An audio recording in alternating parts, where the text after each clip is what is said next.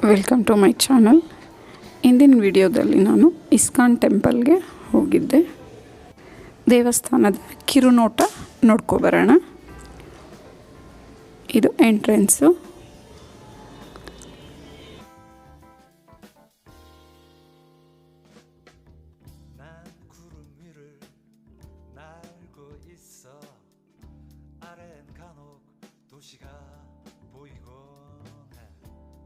도시에는 또 다른 내가 하늘에 떠가는 비행기를 올려다보고 있겠지.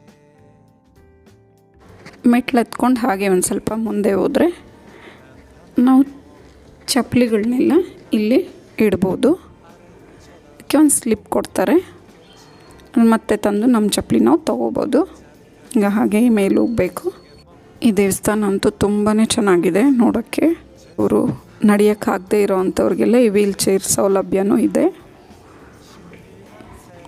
ಹಾಗೆ ಒಂದು ಸ್ವಲ್ಪ ಮುಂದೆ ಹೋದರೆ ನಾವು ಕೃಷ್ಣನ ದೇವಸ್ಥಾನ ಹೋಗೋ ದಾರಿ ಇದು.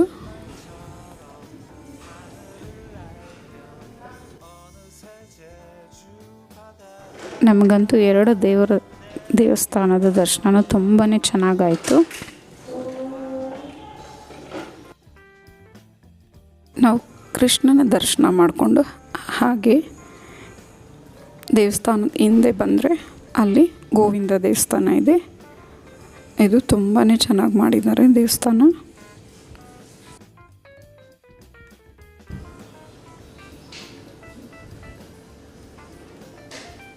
ಇದು ಗೋವಿಂದ ದೇವಸ್ಥಾನಕ್ಕೆ ಹೋಗೋ ದಾರಿ.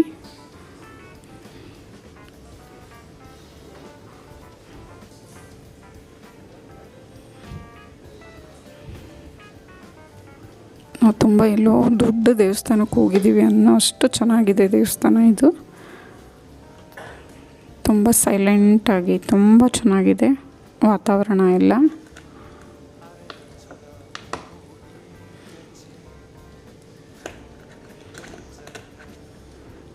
ಈಗ ಗೋವಿಂದ ದೇವಸ್ಥಾನಕ್ಕೆ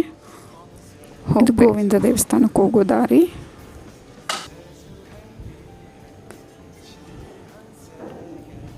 ಒಳಗಡೆ ಈ ಗುರೂಜಿ ಸ್ಥಾಪನೆ ಮಾಡಿದ್ದಾರೆ. ಅದನ್ನು ನೋಡ್ಕೊಂಡು ಹಾಗೆ ಮುಂದೆ ಹೋದರೆ ಗೋವಿಂದ ದೇವಸ್ಥಾನ ಸಿಗುತ್ತೆ.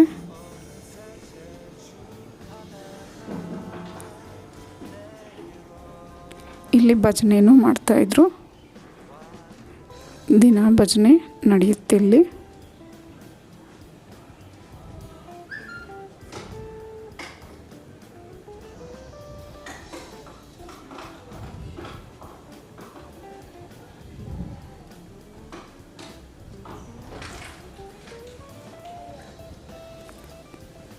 ಈಗ ಗೋವಿಂದ ದರ್ಶನನೂ ತುಂಬಾ ಚೆನ್ನಾಗಾಯಿತು. ನಮಗಂತೂ ತುಂಬ ಖುಷಿಯಾಯಿತು.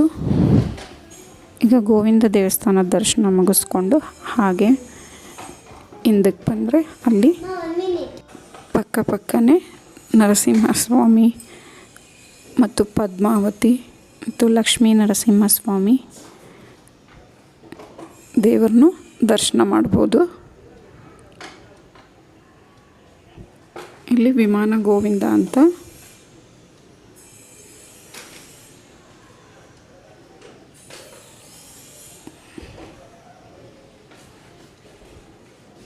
ಲಕ್ಷ್ಮೀ ನರಸಿಂಹಸ್ವಾಮಿ ದರ್ಶನ ಎಲ್ಲ ಮಾಡಿಕೊಂಡು ಹಾಗೆ ಮುಂದೆ ಬಂದರೆ ಇಲ್ಲಿ ಶಾಪಿಂಗು ಮಾಡ್ಬೋದು.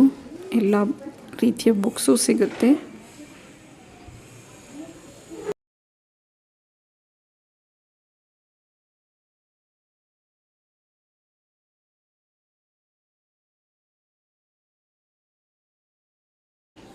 ಮಕ್ಕಳ ಆಟಿಕೆಗಳು,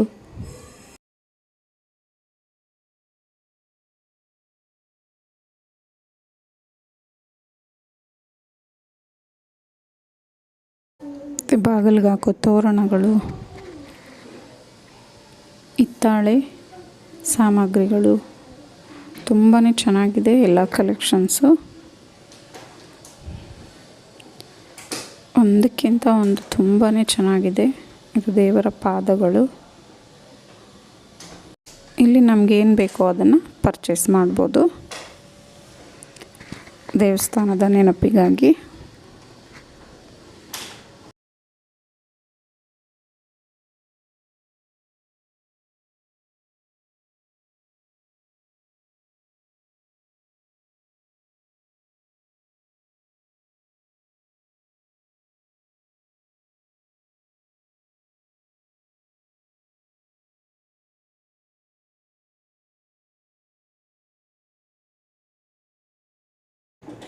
ಎಲ್ಲ ವಿಧವಾದ ತಿಂಡಿಗಳು ಸಿಗುತ್ತೆ, ಅದನ್ನು ಪರ್ಚೇಸ್ ಮಾಡ್ಬೋದು ನಮಗಿಷ್ಟ ಇದ್ದಲ್ಲಿ.